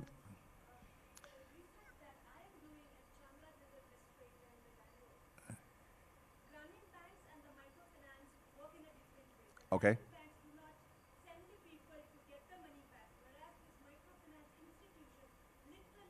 Oh, yes. They send Joe Pesci, as I was saying. And they shame the people in front of the whole neighborhood. Yeah. Yeah, so their reputation is destroyed. Yeah, yeah. Okay, so that's why I was seeing you nodding your head when I was talking about loan sharks, right? Right. No, of course. I mean, the ethical dimension there. I mean, how can one condone that sort of behavior? The Grameen banks operate in this district as well. Okay, and do they use joint responsibility? Why? They make money.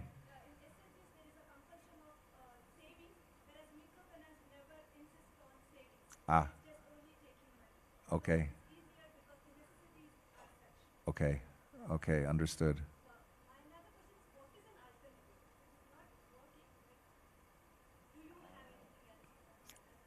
I don't have a silver bullet. I would be very suspicious of anyone who claims to have a silver bullet. Okay? The only thing that I can tell you, what I've learned after 35 years, is that the solution must be local for it to work. So I would be extremely suspicious about anyone who comes in from somewhere else and says, we did this here, it works. Just because it works somewhere else doesn't mean that it'll work somewhere else, right? I mean, this is the problem with RCTs also, right? There's no external validity, right?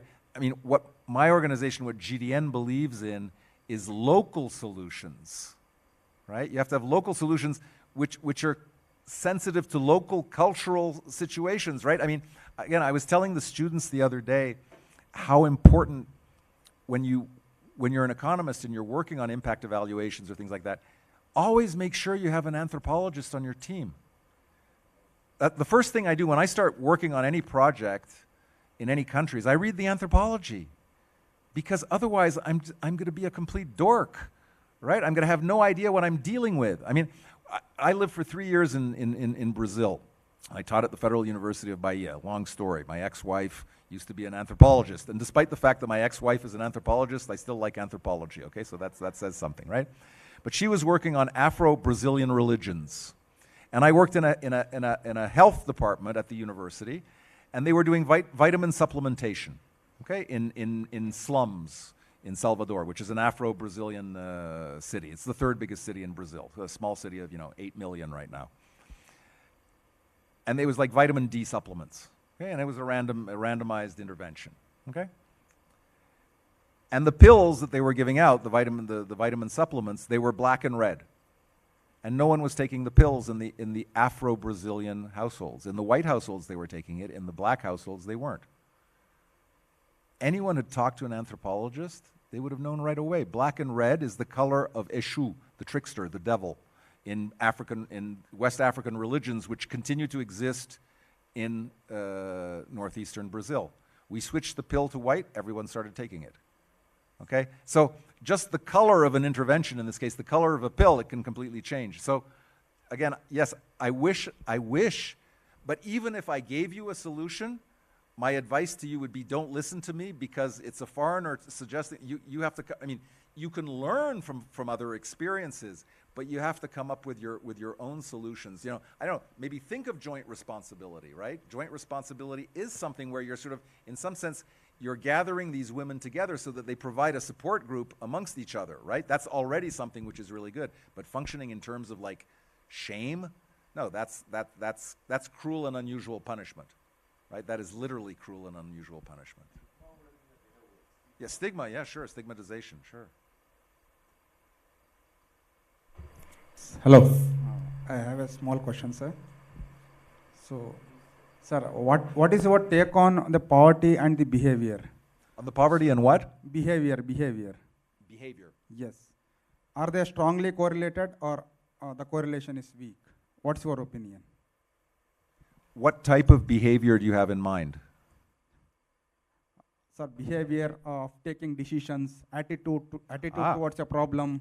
Sure, okay. Such kind of things you can take. That's a very good question. We could do a whole one semester course on this, okay? So I'm not a behavioral economist. I have a lot of colleagues who do behavioral economics, where they do either experiments with people in labs, or they do lab in the field. And one of the things people look at is how your economic conditions, your education, your circumstances, how they affect your behavior. So yes, different types of, I mean, already just sort of basic economic theory tells you, right, that your income, and I assume you're talking about monetary poverty here, so let's just take that as one example. Obviously, your income is something which determines how much you consume, how much you invest in this and that, et cetera, right? So, I mean, income affects all of your decisions, right? But I think your question is a little deeper, right? Your question is a little deeper in terms of your cognitive abilities and your non-cognitive abilities and your abilities to take decisions. So something that I was showing the kids in the class, the Chanakya fellows, I was showing them data. We were doing a paper by Fogel. Okay, so Fogel, Nobel Prize winning Chicago economist who looked at nutrition over the ages and basically looked at development as being an improvement in nutrition, okay?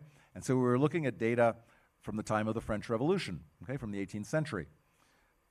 And it was looking at the distribution of kilocalories in the French population in like 1785, okay?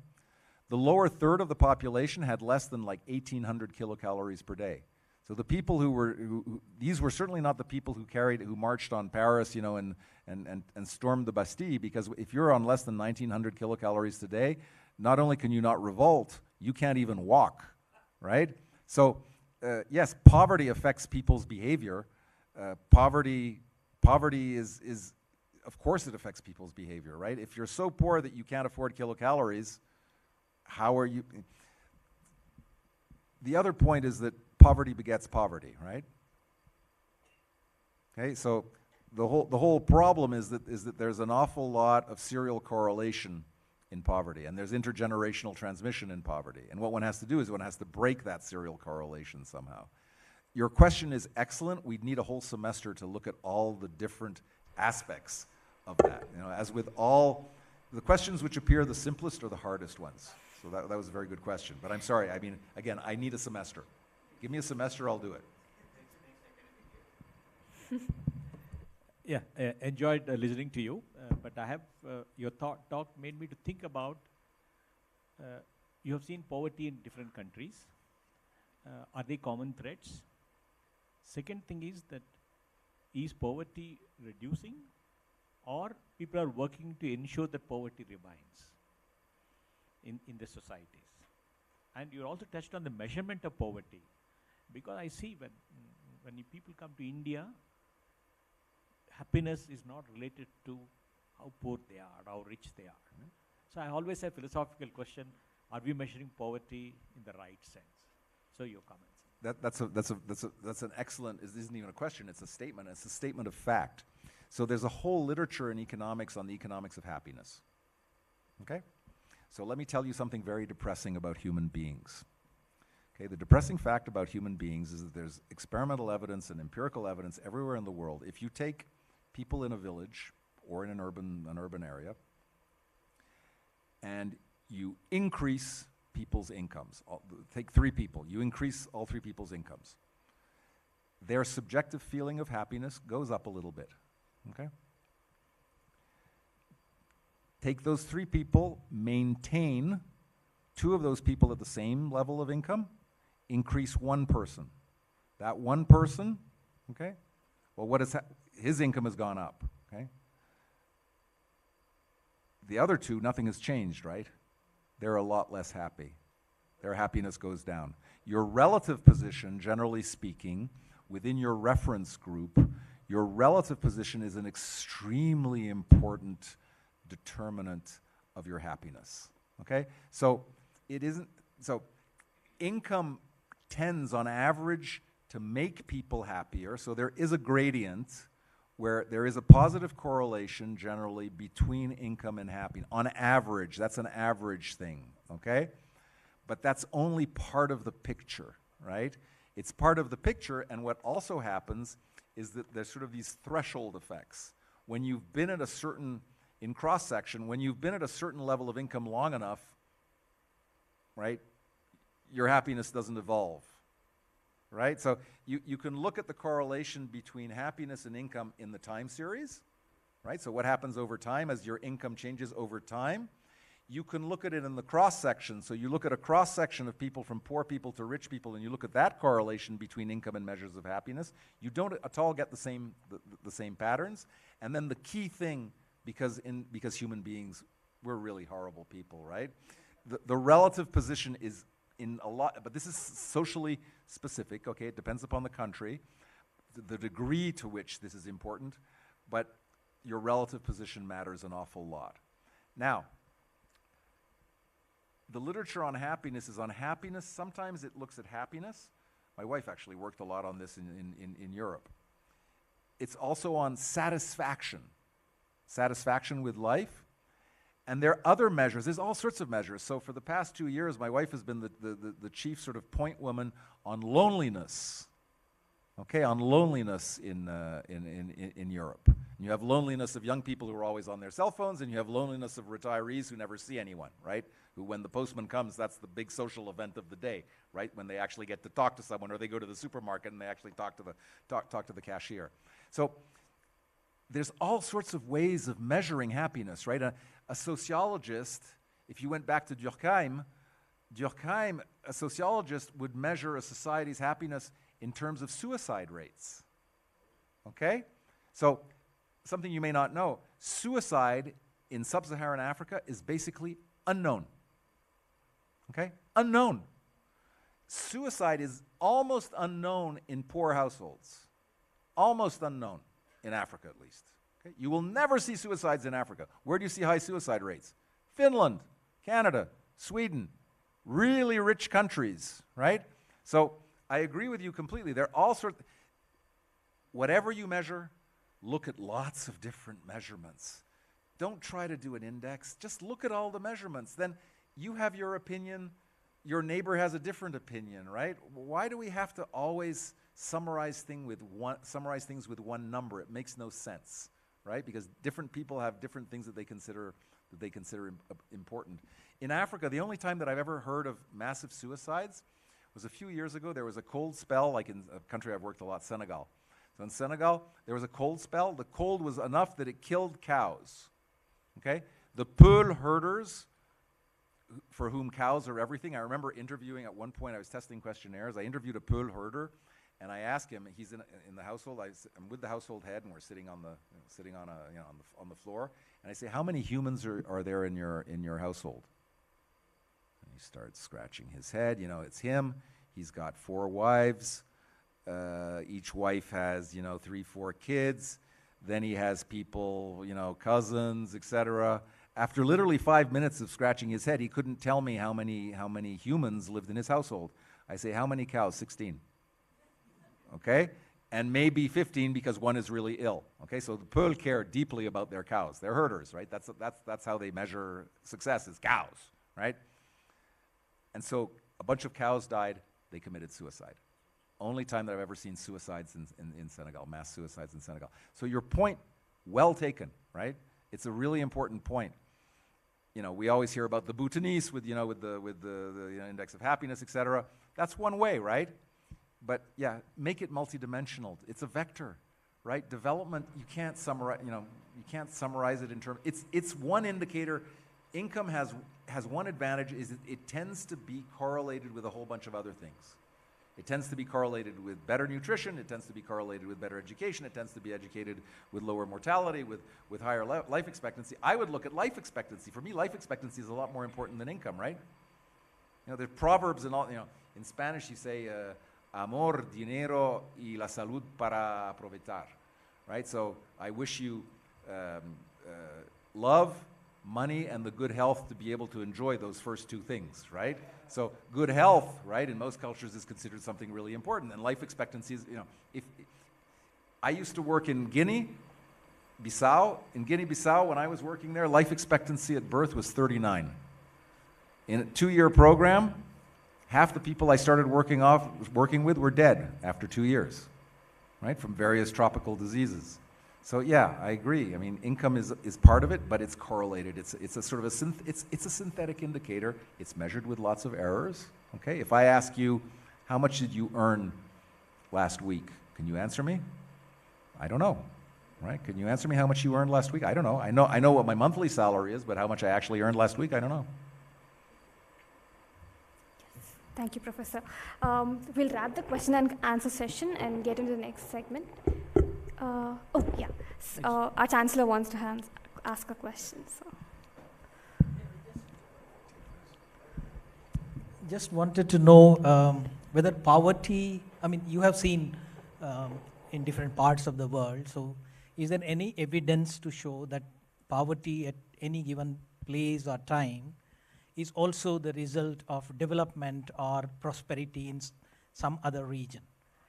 I grew up studying about the idea of development of underdevelopment in Latin America.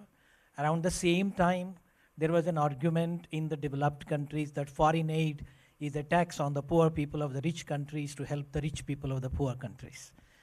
And over a period of time, we have seen again and again this rhetoric coming, that okay, we are poor because you are rich. Are there any evidences to say that yes, this is in some way happening? Sir, I have a related question that I've been waiting to ask. In India, it's in vogue now. It's also a political economy question. It's not purely development economy. It's about tax distribution. Where does the tax money come from for the central government, and where does it go? So it's a related question that the opposition is trying to make that as a central point, where the tax is coming predominantly from the west and the south, and a lot of it is being pushed to the east and the north, because obviously they are much underdeveloped. What are the couple of things that you could talk about in this with respect to what a nation brings? Of course, you talked about how you focus more on the microeconomic side, but what a nation brings to the table for the people, both tangibly and intangibly, and how, again, relates to Vice Chancellor's question of how do you distribute then? How does the government balance this, and how does the government distribute the revenue so that the income distribution happens eventually? That's the first question. Second question is also linked to Vice Chancellor's question, which is, what is your developmental economy lens of looking at charity? Which charity, which again comes down to foreign aid. Okay, those are, so your question is in the Indian intellectual tradition of the 1980s and 1990s. And in some sense, the French term is sort of tiers-mondiste, sort of is when you used to talk about the third world, right? There's the first world, the rich advanced countries, the second world, the socialist countries, and then there's the third world, right? And so there are all these discussions about the new international economic order. There's always going to be discussions about reallocation, right? About redistribution between. I would tend not to look for guilty people, because what's the point, right? I would just look for who should pay for what. So the big issue right now is who should pay for climate adaptation. That's the big international question right now, right? So should it be the people who are suffering from climate change, or should it be the people who caused climate change? Okay? It seems pretty obvious that it should be both, but it should certainly be, to a certain extent, the people who caused it, right? Now, the people who caused it are the US, the Chinese, India to a certain extent as well, okay? So this is not just sort of a north-south thing, right? They're countries which until recently would have been considered part of the global south. I mean, I would say India is part of the global south, but on the other hand, you know, you're a nuclear power with a space program, you know, that lands stuff on the moon, right? So it's difficult to square that with the global south. But I think that's the issue. That is a profoundly redistributive issue, right? And again, that's going to be strong-arm tactics at the world stage, and we can howl and cry about justice and injustice, but that's not going to move things forward. What we have to find are the actual institutions, and we have to change. I mean, so June last year, President Macron of France organized a conference in Paris on basically the restructuring of the international financial architecture. And this was a very interesting conference, and I mean, we participated in this, and that's the sort of thing we have to do. And this is something where the BRICS, maybe without the R in the BRICS, but the BRICS definitely have something to bring to the table, right? India certainly has something big to bring to the table in terms of the reform. I mean, look, let me put it this way, you know, the chief economist and senior vice president of the World Bank is called Indermit, okay? Now, Indermit is Indian, right? I mean, the president of the World Bank is called Ajay, right? So it isn't as if India doesn't have a seat at the table in terms, I mean, now of course they don't represent India, they represent the institutions that they work for. But India's right in the middle there. It's in the driver's seat, right? It's in the driver's seat in terms of international financial institutions. So we can't say that India doesn't have something to say. Ajay Singh, right? I mean, so okay, Bongo. And you notice him when he comes into a room, right, with his big turban. And he's a very smart guy. Comes from the private sector too, right? Even MasterCard. The question about redistribution at the national level, you really want? I mean, so first of all, I'm completely ignorant about India. So, but this is fundamentally a political issue, right? Because, okay, let me punt on this, but hopefully an intelligent punt. So many years ago, there was a very famous Washington economist, a guy called Arthur Oaken. Okay, so Arthur Oaken wrote, he worked at Brookings, very famous sort of on exactly this kind of issue, but in the US. Okay? And he wrote a book in like early 80s. It had this wonderful title. It was called Equity versus Efficiency, the Big Trade-Off. Okay? So there is a widespread tendency to think that if you redistribute, there is necessarily an efficiency cost to redistributing. because you will not do it in a sort of an economically rational way, you will do it for purely political reasons. Okay, so quite possible. But first thing I ask, in a democracy, if you do it for purely political reasons, isn't that what democracy is about? Right?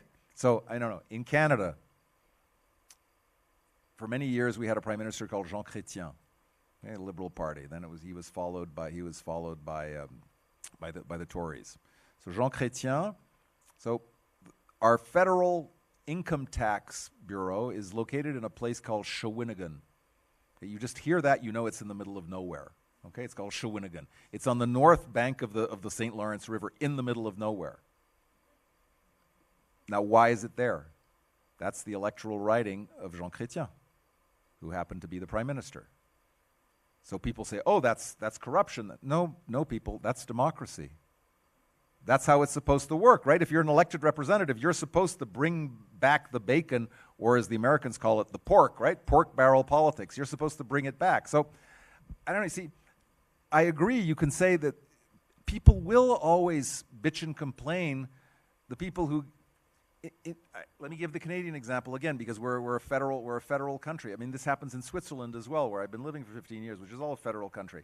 So in Canada, there are, European Union, there are places which are net contributors and there are places which are net receivers, okay? So in Canada, basically, the eastern provinces, like Newfoundland, New Brunswick, Nova Scotia, they receive transfers from the rest of the country. British Columbia, Alberta, which are natural resource rich, they send their net losers in terms of the redistribution that there is within the Canadian Confederation, okay? Same thing in the European Union, right? In the European Union also, you have certain people who now are the big beneficiaries. That people who are basically neutral used to be the big beneficiaries, like Greece, Spain, Portugal. Spain and Portugal are no longer net, okay? So this is standard in any federal system, right? Any system which is an aggregation of various polities. So I'm booting, you know, I'm punting, you know, over the sidelines, but it's to say that first, this is a political issue, and I don't think that economists have anything particularly intelligent to say about that. And then the second thing is, I don't think that necessarily more equity necessarily goes against efficiency. Sometimes, contrary to what Arthur Oken says, sometimes they go hand in hand. I know that's not a very satisfying answer to your question, but it's the best I can do. And I don't want to say anything completely stupid because I don't know the Indian context well enough, so I would really be wasting your time. Yes, sir. Thank you, Professor. We'll conclude the question and A session. And now I request Professor Yashwanta Dongre, our Honorable Vice Chancellor, to kindly join us on the dais with Professor JL and Dr. Chen Singhai, Academic Lead, CFSS, to formally announce the call for admissions for the second cohort of the Chanakya Fellowship in Social Sciences on this occasion. So,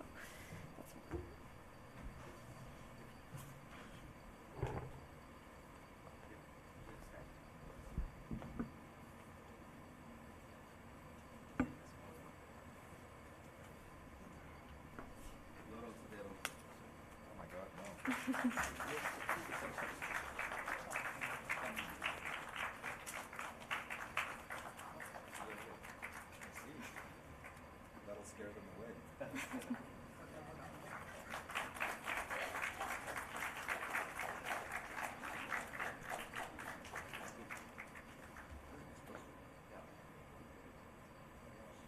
Take the smaller one. Yeah, it's the one. The big one was destroyed in my suitcase. Oh no, maybe. thank you. So, I request the Vice Chancellor to present a token of appreciation to Professor John Louis.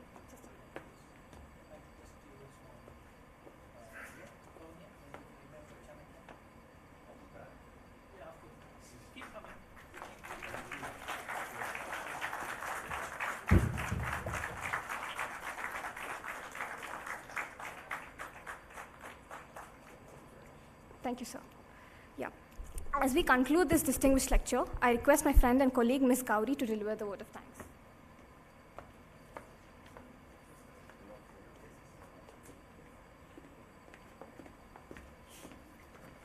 Namaste and good evening, everyone. On behalf of Chanakya University, I would like to extend our sincere gratitude to Professor John Louis Arcand for gracing us with his enlightening talk on understanding poverty in developing economies. It's been an incredibly insightful and thought-provoking session, Professor. We are truly grateful for the time that you have taken to share your experience, expertise, and knowledge with us today. Your commitment to effecting positive change in developing economies has undoubtedly resonated with all of us. I would also like to extend my heartfelt thanks to the leadership team at Chanakya University, the academic lead of Chanakya Fellowship Program, and my mentor, Dr. Chetan Singhai, for giving us this platform. Thanks to all the people who have worked behind the scenes, Dr. Kumar Swami, the IT team, the communications team, the logistics team, the hospitality team, and all the other support staff. Thanks to my friend, Kritika, for being an amazing host this evening. Without all of your support, we wouldn't be making this event a success. Thank you. Once again, I would like to thank Professor JL for this enlightening discourse. Your words will continue to resonate with us as we embark on our journey to create a more equitable and inclusive world. Thank you. Thank you, Gauri. Thank you, Professor Jael, for engaging us this evening. And ladies and gentlemen, let us conclude this beautiful and enlightening evening with our national anthem. So I request you all to raise for the national anthem.